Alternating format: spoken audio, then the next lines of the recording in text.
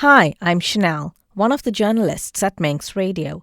Welcome to the latest edition of Manx Radio Newscast. So I'm Sarah Jarvis. Hi, I'm Tony Stock. I'm a consultant gynaecologist at Nobles. Right, now Sarah, I think it was about a year ago that Manx Radio spoke to you about your journey. Can you share with us, what's happened since then? Okay, so yeah, it's certainly a year ago since I had the sort of fairly long chat with Beth. It's nearly 2 years actually since I first went to my GP with very little in the way of symptoms. I don't know if any of your listeners know anything about ovarian cancer, but it's... Can I get you to grab the mic? Sorry. Whether they know much about ovarian cancer, but it's can often be asymptomatic, so really not much to go on, which makes it obviously very hard for a medical profession to even, and a lot of the things that you have could be explained away by other things. And sadly, a lot of GPs don't know a lot about it. I have actually even spoken to a nurse fairly recently, I won't name her or where she works, but I've spoken to a nurse fairly recently who thinks you can be diagnosed through a smear test, and you can't. So there are no tests for ovarian cancer. You have to present with symptoms, and not all of us have major symptoms. So I was very, very lucky with my GP, who took it seriously right from the get-go and sent me for further tests. So all I had was some slight abdominal discomfort, and that was it. So that was 2 years ago, and I'm still here, still fighting. During that time, I've had the fairly worst kind of chemo, in my opinion, with hair loss and, just you feel very, very ill, and that takes really 6 months, probably in total of your life, where you're really not able to do very much. And I've also had, certainly since that conversation that I had last year, I've had major abdominal surgery where you are effectively unzipped from your top to your bottom, basically. And anything that they could remove, they removed. And that's partly to remove visible signs of cancer, and it's partly to remove the organs that they can, which may become affected by cancer. So there's a bit of preventative stuff in that surgery as well. But that happened in Liverpool Women's in November, so that was interesting coming home in the winter from that. And then, proceeded to have some more chemo, and then I've been on what they would call maintenance drugs since then. And I've been doing okay, but I think there's something going on, unfortunately, again at the moment. Some of the bloods would indicate that things are not quite as quiet as they might be. So I have amazingly good care from Mr. Stock and his team, and from other members of staff here at Nobles, making sure that that is also in conjunction with Clatterbridge, because from the oncology perspective, I'm under Clatterbridge, and make sure that I have regular scans, regular bloods, regular checks, and I suspect we're going to find something sooner rather than later, but I'm in good hands for when that happens. But it's terrifying, quite frankly. I know when you did the initial interview, you were trying to raise more awareness and trying to urge other women to get themselves checked out. Since then, have you had any contact with anyone that's listened to that interview and felt inspired or listened? Actually, astonishing. I'm still getting private messages, because I put a lot of stuff out on my own social media. For disclosure, back in the day, I used to be a comms and marketing and PR kind of a person, so it's sort of bread and butter to me in some ways, this kind of thing. But I may as well use the skills that I have got, to try and raise awareness. And as powerful as it is when it comes from somebody medical like Mr. Stock, it's also powerful to hear from a patient and patient experience. So I have actually had many, many conversations with women who have, often very young women actually, who've been in touch and said, but I've had a bit of this, or I feel a bit of that, or what do you think I should do? So I'm sure I'm probably not very popular with certain receptionists and so forth in various medical practices around the island, because they will have had phone calls, every time I put something out, or I've tried to make sure that people have the facts. It probably does result in a small flurry of activity, but quite frankly, I'm sure Mr. Stock would bear this out. If we could stop one woman from going through this, it would be worth it. If one woman were to be diagnosed at stage 1 or stage 2, unlike me, who is stage 3, and other women who are stage 4, and if you're stage 3 and stage 4, it is not curable. You are treatable, but you are not curable. It's infinitely more curable at stage 1 and to an extent stage 2.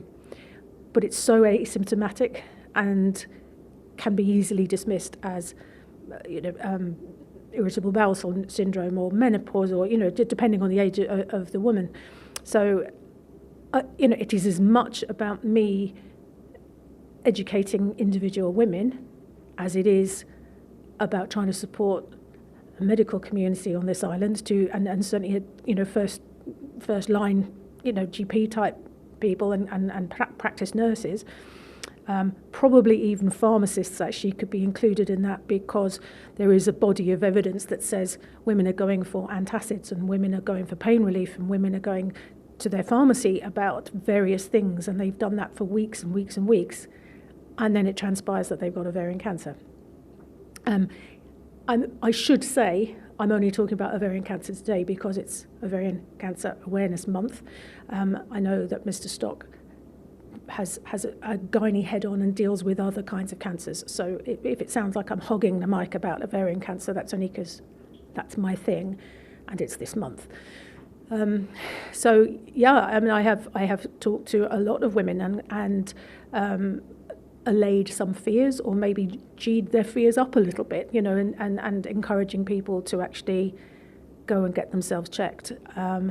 And even so, I think with some people it takes 3 or 4 visits to a GP before they even get into that sort of being sent for an ultrasound or being sent for bloods or whatever. So I think the thing is, your body. As a woman, your body. You listen to your body. If it's not right for you, then you need to go and see your GP. And that's really the hugest message that I can provide, plus trying to dissuade people that they're not going to get it picked up from a smear test, for instance.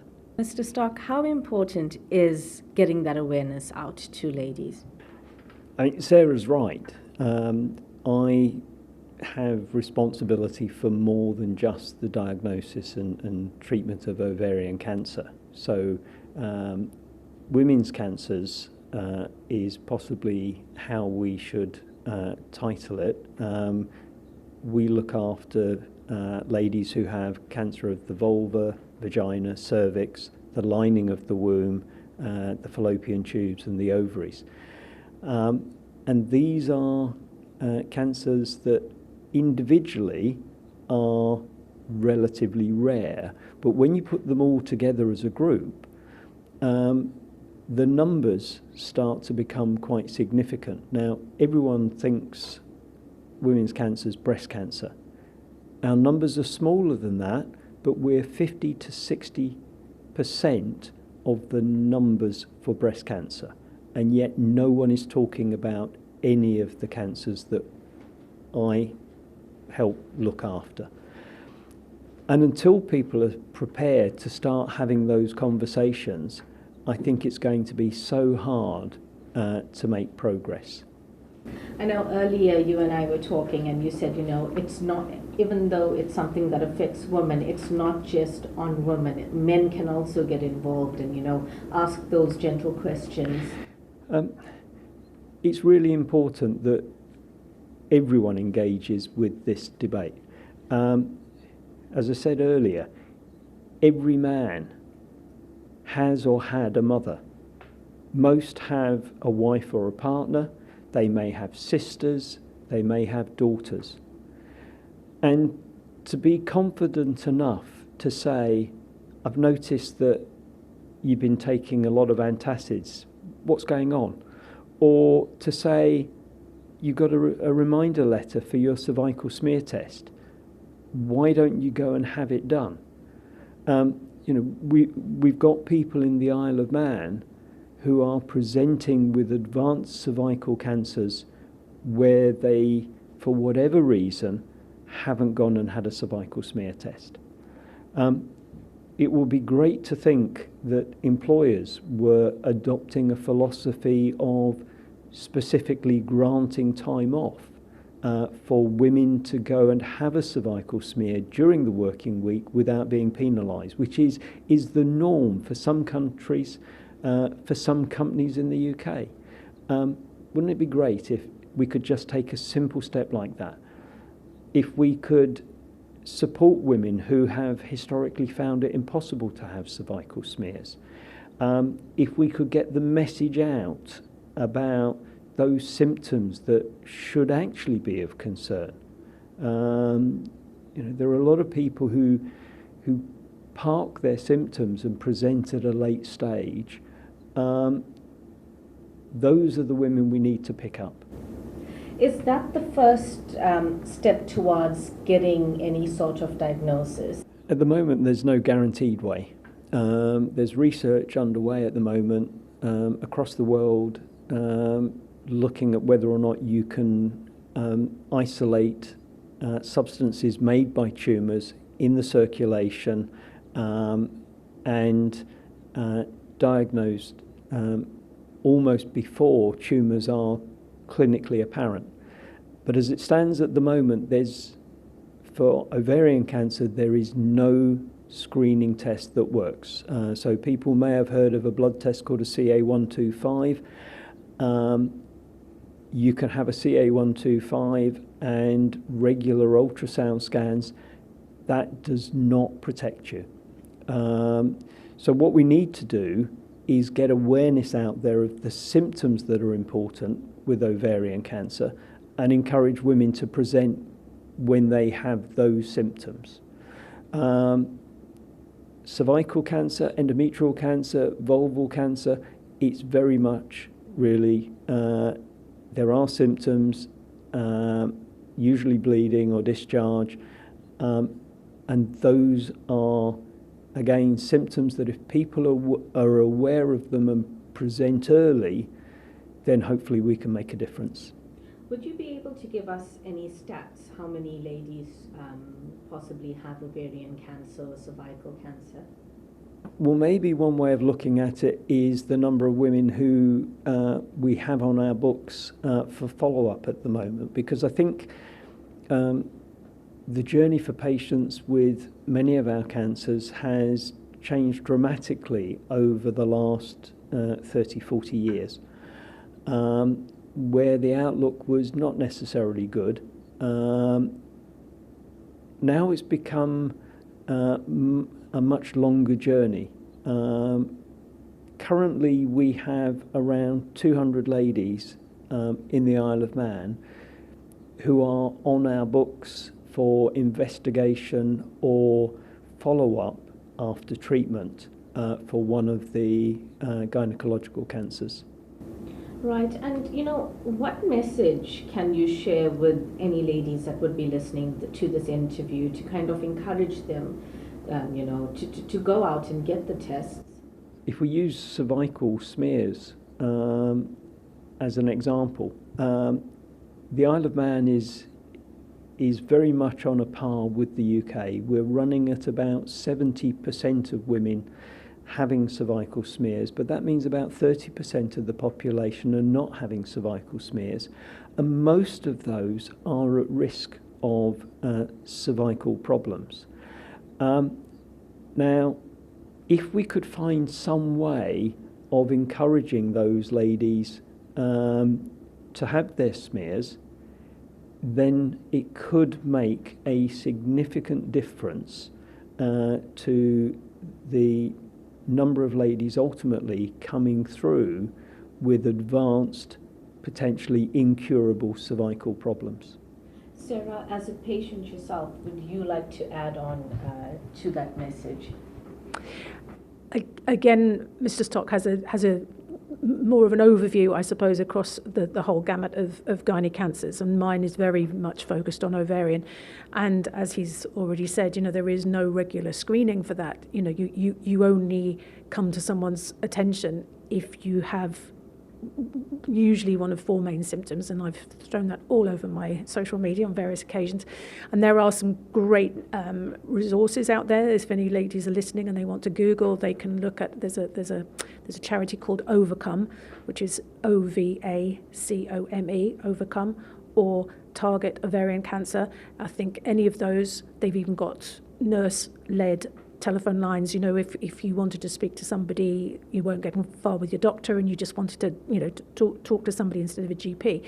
So I think I would be passionate about that across all kinds of health. I think, you have to understand what it is that you're looking at. You have to educate yourself about some of these things. And I think, for public health, and I think it would make such a difference, smear tests being among them, even if it's take up of vaccinations. I mean, there's if people would learn more for themselves, I think, and take do more research for themselves. Dr. Google is a bit tricky, but I think just basically going to very good sources of information, because we know it's very hard to get a doctor's appointment. If you had a niggling something and you can't get in for days on days, and you think it's not urgent and somebody needs it more than you do.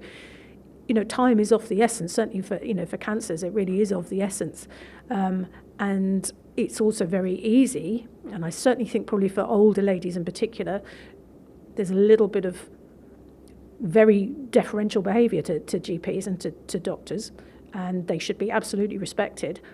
But you also know yourself more than they do, and I think there's ways of dealing with a GP or dealing with a doctor. They're not rude in any way, shape, or form. But as I said, you know your body, and I think sometimes you've got to push hard. And I know Mr. Stock will absolutely get what I mean when I say, even though I am very well supported and I have excellent relationships with my medical teams across Liverpool and here, I still have to advocate for myself. I have to advocate for myself very hard. And I think that leads partly back to Mr. Stock's point about, if you love a woman, if there's a woman in your life, whether you're the daughter or a son or a husband or a sister, you can also help to advocate for that person. Don't leave them floundering, because it also, if they do get the worst news, my goodness gracious me, do you need as much support, from everybody around you as you can, because as you can imagine, it is utterly devastating to hear those words, and utterly life-changing to hear those words. So, yeah, I think, just educate yourself. Don't just flick over stuff and think it's not for you. You never know when it's going to come for you or somebody that you love. And, there really are some great, trustworthy resources out there, not just general Googling, but charities and so forth who put a lot of money and a lot of research and a lot of effort into supporting people and their families when they hear a piece of news like I had to hear a couple of years ago. Now, Dr. Stock, Sarah mentioned two very important keywords there, education and advocating for yourself. Would you like to add on to any of that? On the advocating part, if you do, Sarah spoke about how she had to fight for herself. I know it's also Endometriosis Awareness Month. I'm not going to ask you about that, but I have interviewed ladies over the past 2 weeks who said they had to constantly go back to their GPs and say, no, I don't believe, it's in my head. If you'd like to address the education or the advocation, you tell me. It's a really difficult one, because it's getting that first contact with the GP that is the critical first step. It's sad to say that a significant percentage of women with gynecological cancers, their first contact with healthcare is when they present to an emergency department. And that, in many ways, is a failing. It's a failing in terms of people being aware of the symptoms that they should be concerned about. It's a failing in access to healthcare. and I'm not talking about the Isle of Man. I'm talking in a much broader context, because exactly the same facts are true in the UK.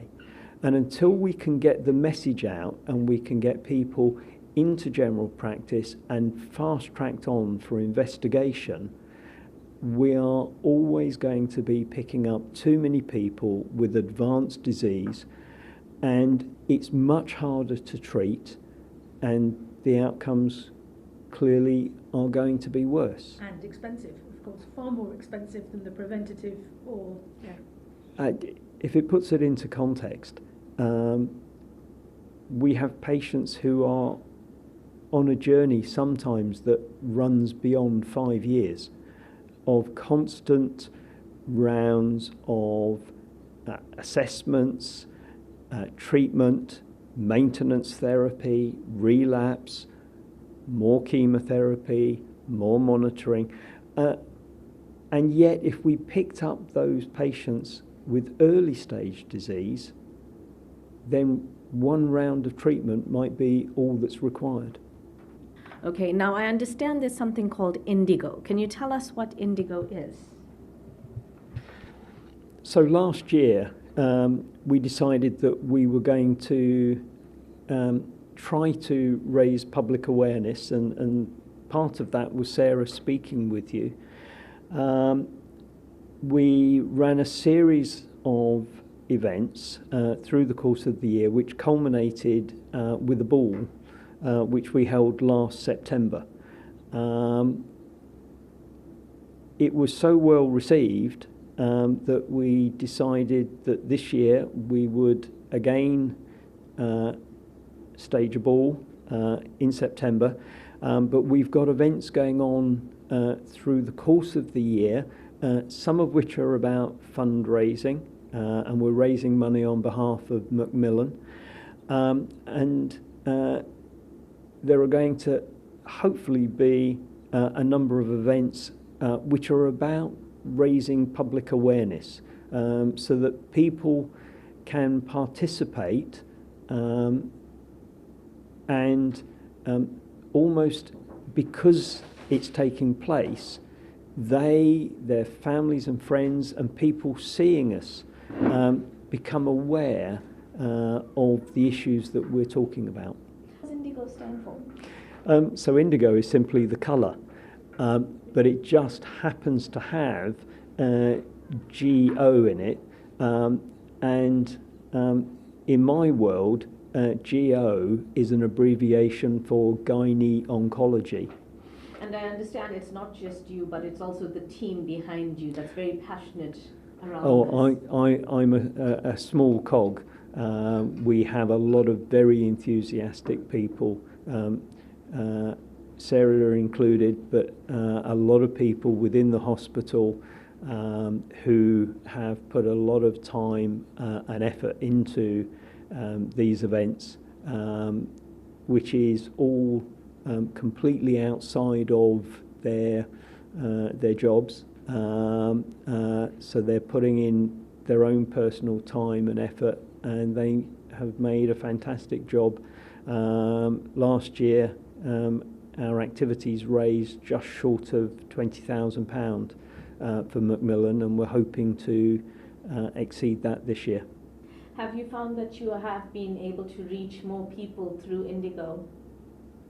I stood up at the beginning of the ball last year, and I said I thought we had 3 things that I'd like to achieve during the course of the evening. The first of which was to have a lot of fun. And we did.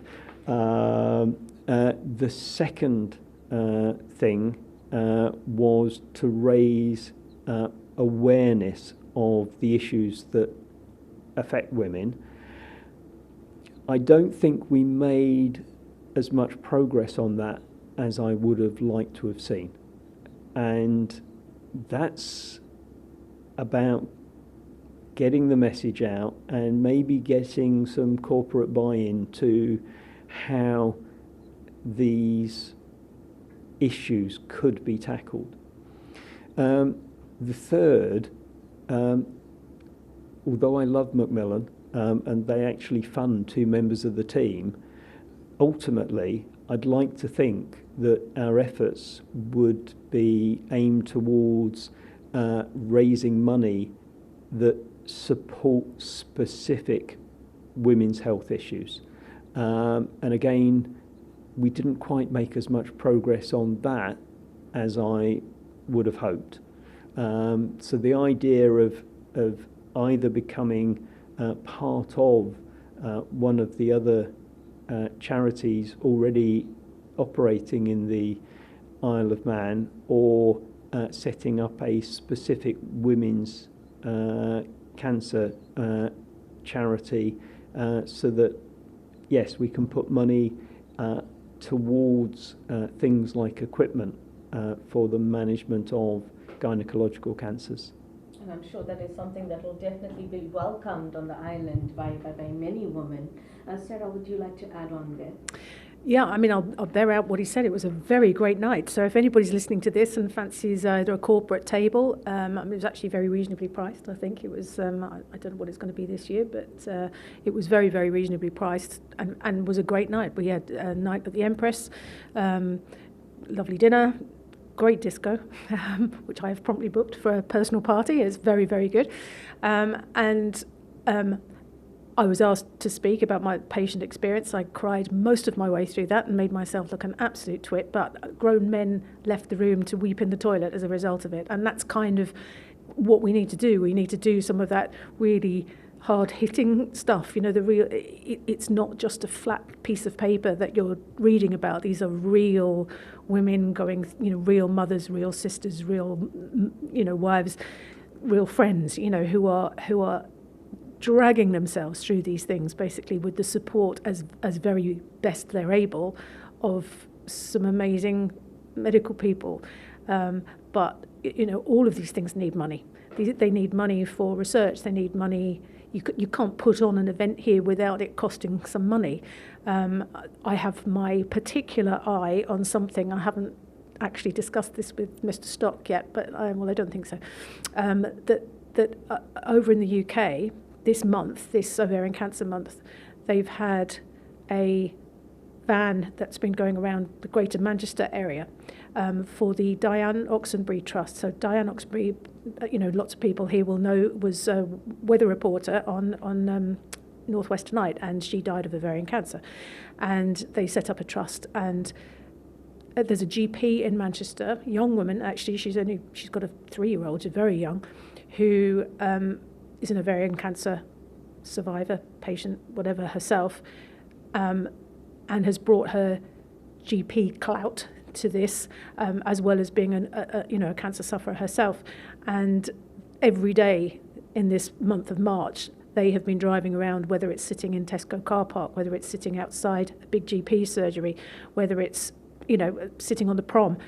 And I did reach out to them and said, could we borrow the van? Would you bring the van over? Is there anything that you would do?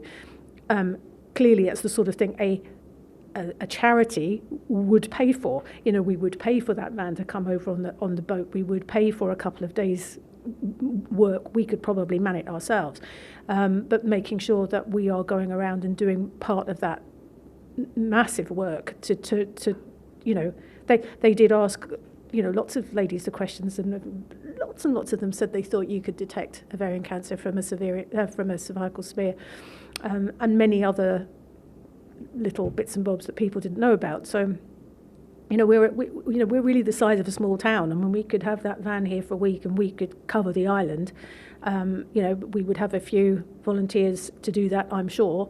And the infrastructure is almost already there, So I think it's a question of people like us looking beyond the boundaries of the island and saying, well, what else can we do? What are other people doing? What's great practice? What can we do? But it's very much in its nascence, its infancy, isn't it, really, at the moment? But thanks to obviously Manx Radio and coming along and having a chat with us, it makes a lot of difference for getting the message out.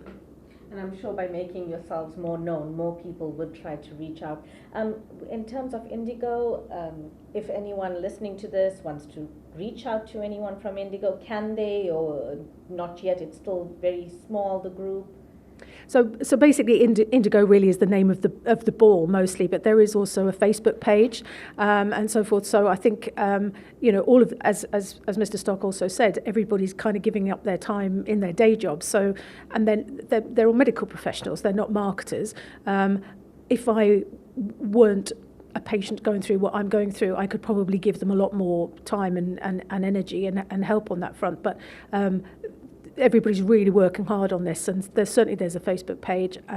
We will make sure that the noise gets out. Maybe, again, another sort of chat with you guys at the radio on the run up to to the ball happening, and it would be great if people would buy a table. Thank you for making it to the end of the Manx Radio Newscast. You are obviously someone with exquisite taste. May I politely suggest you might want to subscribe to this and a wide range of Manx Radio podcasts at your favourite podcast provider, so our best bits will magically appear on your smartphone. Thank you.